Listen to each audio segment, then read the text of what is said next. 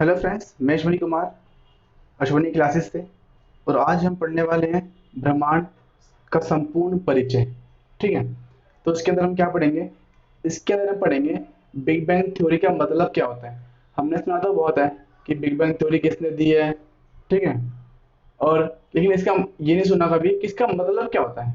तो आज हम वो जानेंगे और ये जानेंगे कि ब्रह्मांड की एज कितनी है ना, कितनी आयु है, और ब्रह्मांड का व्यास कितना है। ठीक है, प्रकाश वर्ष, पारशक, ये क्या होता है। ठीक है, आसमान नीला क्यों दिखाई देता है, और तारे क्यों टिमटिमाते हैं। ओके, और गैलेक्सी मंदाकिनी के बारे में भी कुछ बातें पढ़ेंगे। ठीक है, और इन्हें सबसे पहले किसने देखा ये भी जानेंगे। तो शुरू करते हैं। ठीक है, पृथ्वी को घेरने वाला आकाश है ब्रह्मांड। जिस चीज से पृथ्वी चारों ओर से घिरी हुई है उसे क्या बोलते हैं? ब्रह्मांड बोलते हैं। ब्रह्मांड से संबंधित अध्ययन कहलाता है ब्रह्मांड विज्ञान, अंग्रेजी में बोले तो कॉस्मोलॉजी। ठीक है, ब्रह्मांड में लगातार प्रसार की घटना है बिग बैंग। ठीक है, तो बिग बैंग का मतलब क्या है? ब्रह्मांड में लगातार प्रसार की घटना। ओके, ब्रह्मांड का सबसे बड़ा तारा कौन सा है? स्पाइनल ऑरेगी। इसको याद कैसे करेंगे? क्योंकि हमारे शरीर की सबसे बड़ी हड्डी कौन सी होती है? Spinal cord. हाँ, बेशक वो टुकड़ों में बटी होती है, लेकिन अगर हम उन टुकड़ों को जोड़ दें तो सबसे बड़ी हड्डी कौन सी कहलाएगी? Spinal cord. तो स्पाइनल ऑरेगी सबसे बड़ा तारा ब्रह्मांड का। ठीक है, बिग बैंग सिद्धांत का प्रतिपादन किया किसने किया? लैमेंटर, जॉर्ज लैमेंटर ने। वो कहाँ के थे? बेल्जियम के थे। ठीक है, और वो कब किया? 1966 में। 1966 को हम याद कैसे करेंगे? इसे हम याद ऐसे करेंगे कि जो हमारे नील आर्मस्ट्रॉन्ग हैं, जो मून पर गए थे पहली बार, वो कब गए थे? 20 जुलाई 1996 को। उससे ठीक 3 साल पहले की बात है, जब बिग बैंग थ्योरी दी थी किसने? जॉर्ज लेमेंटियर ने।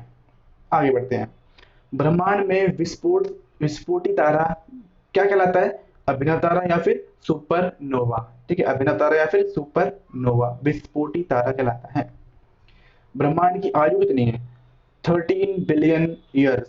13 बिलियन साल है ब्रह्मांड की आयु। इसका मतलब होता है 13 के आगे 9 जीरो। अरब के अंदर और बिलियन के अंदर 9 जीरो होते हैं। ठीक है, 13 के आगे 9 जीरो, उसे बोलते हैं 13 बिलियन। ठीक है, आगे बढ़ते हैं। ब्रह्मांड का व्यास, हाँ जी, ब्रह्मांड का व्यास है 8 की पावर 10, सॉरी 10 की पावर 8 प्रकाश वर्ष। ठीक है, 10 की पावर 8 प्रकाश वर्ष है ब्रह्मांड का व्यास। एक वर्ष में प्रकाश द्वारा तय की गई दूरी कहलाती है प्रकाश वर्ष। ठीक है, एक साल में प्रकाश द्वारा तय की गई दूरी कहलाती है प्रकाश वर्ष। और प्रकाश की चाल कितनी होती है? प्रकाश की चाल होती है 3 लाख किलोमीटर पर सेकंड, यानी एक सेकंड में प्रकाश 3 लाख किलोमीटर दूरी तय करता है। आगे बढ़ते हैं। खगोलीय दूरी का सबसे बड़ा मात्रक कौन सा है? पारसेक। ठीक है, खगोलीय दूरी मतलब क्या होता है? भार, यानी ब्रह्मांड के जो हम दूरी नापते हैं, उस खगोलीय दूरी का सबसे बड़ा मात्रक कौन सा होता है? पारसेक। ठीक है, एक पारसेक बराबर किसके होता है? 3.26। वैसे तो बोलते नहीं है, लेकिन हम याद करने के लिए बोल रहे हैं। 3.26 या फिर करेंगे 326 प्रकाश वर्ष, और पॉइंट लगाएंगे 3 के बाद। 326 प्रकाश वर्ष। ठीक है, आगे बढ़ते हैं। प्रकाश वर्ष मात्रक है किसका? दूरी का। ठीक है, प्रकाश वर्ष मात्रक है दूरी का। और एक प्रकाश वर्ष बराबर किसके होता है? 946। ये वर्ड को याद रखेंगे, 946, 946। अगर हम बात करें किलोमीटर की तो आएगा 10 की पावर 12, और बात करेंगे मीटर की तो आएगा 10 की पावर 5, और पॉइंट आएगा 9 के बाद। ठीक है, 946 पॉइंट आएगा 9 के बाद। अगर बात करें किलोमीटर की तो आएगा 10 की पावर 12, और बात करेंगे मीटर की तो आएगा 10 की पावर 15, क्योंकि 1 किलोमीटर में 1000 मीटर होते हैं, इसलिए। ठीक है, सूर्य ब्रह्मांड का केंद्र है, किसने कहा था? ये कहा था कॉपरनिकस, जो रहते कहाँ पे हैं? पोलैंड में रहते हैं। आगे बढ़ते हैं। ब्लैक होल सिद्धांत दिया था, किसने दिया था ब्लैक होल सिद्धांत?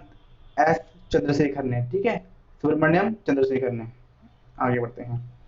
सीमा वह सीमा जिसके बाहर तारे आंतरिक मृत्यु से ग्रसित हो जाते हैं, उसे क्या बोलते हैं? चंद्रशेखर सीमा। इसका मतलब क्या होता है, मैं आपको बता दूं कि तारे मरते भी हैं और बनते भी हैं, इसकी एक प्रक्रिया होती है। तो फिलहाल के लिए हमें बस इतना समझना है कि एक ऐसी सीमा होती है जिसके पार जाते ही तारे मर जाते हैं। वो क्या होती है? वो वही तारे बनते कैसे हैं? वो बनते हैं हीलियम से।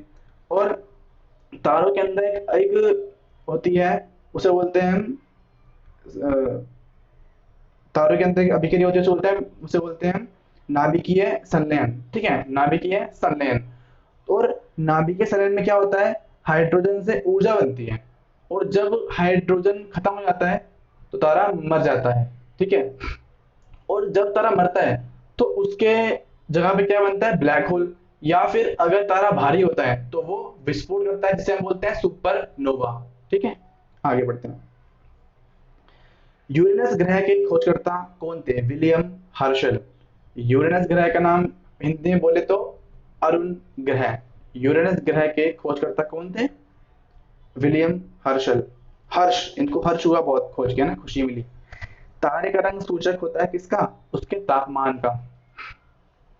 ठीक है, तारे का रंग सूचक होता है किसका? उसके तापमान का। अंतरिक्ष यात्री को आकाश दिखता है कैसा? काला। अंतरिक्ष यात्री को आकाश काले रंग का दिखाई पड़ता है। आकाश का रंग नीला प्रतीत होता है, क्यों? क्योंकि प्रकीर्णन के कारण। ठीक है, आकाश का रंग नीला प्रतीत होता है, क्यों?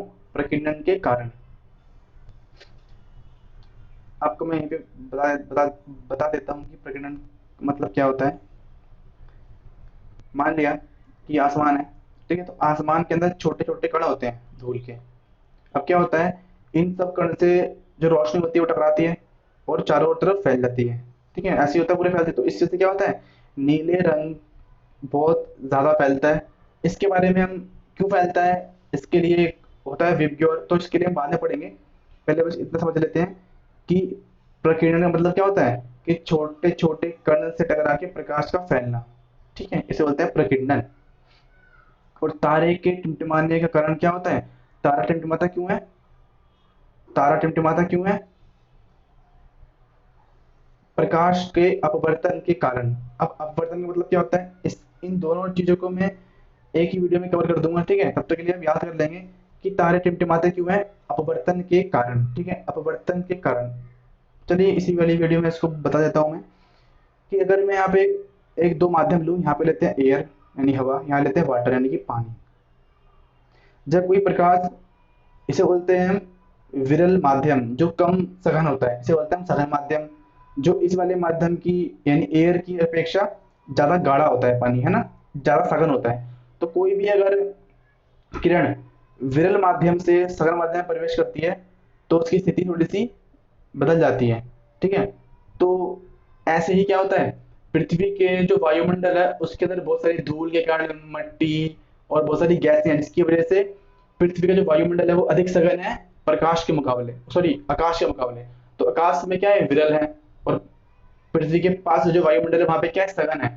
तो जब भी कोई प्रकाश की रोशनी, तारे की रोशनी पृथ्वी के अंदर प्रवेश करती है तो वो थोड़ी सी झुक जाती है।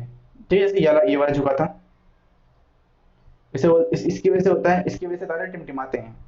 इसको हम डीप से पढ़ेंगे। ठीक है, तब तक के लिए इतना याद रखना। आगे बढ़ते हैं। तारे के टिमटिमाने का कारण क्या होता है? अपवर्त प्रकाश का अपवर्तन। ठीक है, तारों का सुंदर पैटर्न कहलाता है, क्या कहलाता है? तारामंडल। और ये कितनी, इनकी संख्या कितनी है ना? 89। ठीक है, 89। सबसे बड़ा तारामंडल है कौन सा है? सेंटारस। ठीक है, सबसे बड़ा तारामंडल कौन सा है? सेंटारस। आगे बढ़ते हैं। सबसे छोटा तारामंडल कौन सा है? क्रक्स। अब क्रक्स को याद हम कर सकते हैं ऐसे कि क्रक्स से मुझे याद आता है क्रैक्स, जो आता है 5 रुपए का सबसे छोटा पैकेट। तो छोटा पैकेट, छोटा तारा, क्रक्स, क्रैक्स। ठीक है, ऐसे याद कर लेंगे। तारे के बड़े बड़े गुच्छे, ठीक है, बड़े बड़े गुच्छे का समूह कहलाता है गैलेक्सी, जिसका व्यास कितना होता है? 5 की पावर 10 प्रकाश वर्ष। ठीक है, प्रकाश वर्ष। आगे बढ़ते हैं। हमने यहाँ देखा था प्रकाश, एक प्रकाश वर्ष में कितने होते हैं, यहाँ पे देखा था है ना 946, ठीक है, तो याद रखेंगे। तो एक प्रकाश वर्ष क्या होता है, ये रहा। यहाँ पे जो गैलेक्सी हमारी होती है ये होती है 10⁵ प्रकाश वर्ष, इतनी लंबी होती है, ठीक है। आगे बढ़ते हैं। आकाश गंगा की आकृति कैसे होती है, सर्पिलाकार। देखा होगा आपने आकाश गंगा ऐसी देखा होगा, नहीं हो तो गूगल कर लेना, ऐसी कुछ बनी होती है आकाश गंगा। तो कैसे ये सर्पिलाकार। आकाश गंगा की निकटतम मंदाकिनी है देवयानी, ठीक है। आकाश गंगा की निकटतम मंदाकिनी है देवयानी। तो मंदाकिनी और आकाश गंगा एक निहारिका भी होती है, ठीक है। इसके बारे में अलग से एक कंफ्यूजिंग टॉपिक है, इन सब में बहुत छोटा अंतर होता है, इसके बारे में अलग से वीडियो बनाऊंगा, उसमें पढ़ेंगे। तब तक के लिए इतना याद रखना कि आकाशगंगा की निकटतम मंदाकिनी कौन सी है, देवयानी है।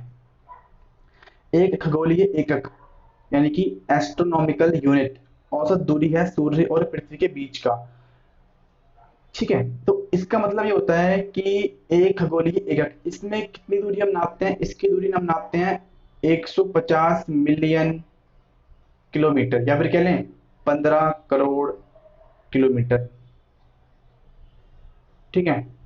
ये इसमें इतनी दूरी होती है, यानी एक खगोलीय एकक अगर हम कहीं पे नाम लेते हैं तो इसके अंदर कितनी दूरी आती है, 15 करोड़ किलोमीटर, क्योंकि पृथ्वी पृथ्वी और सूरज के बीच की दूरी कितनी है, 15 करोड़ किलोमीटर। और ये उसी को दूरी को दिखाता है, औसत दूरी को, ठीक है, उसकी औसत दूरी को दिखाता है ये। आगे बढ़ते हैं।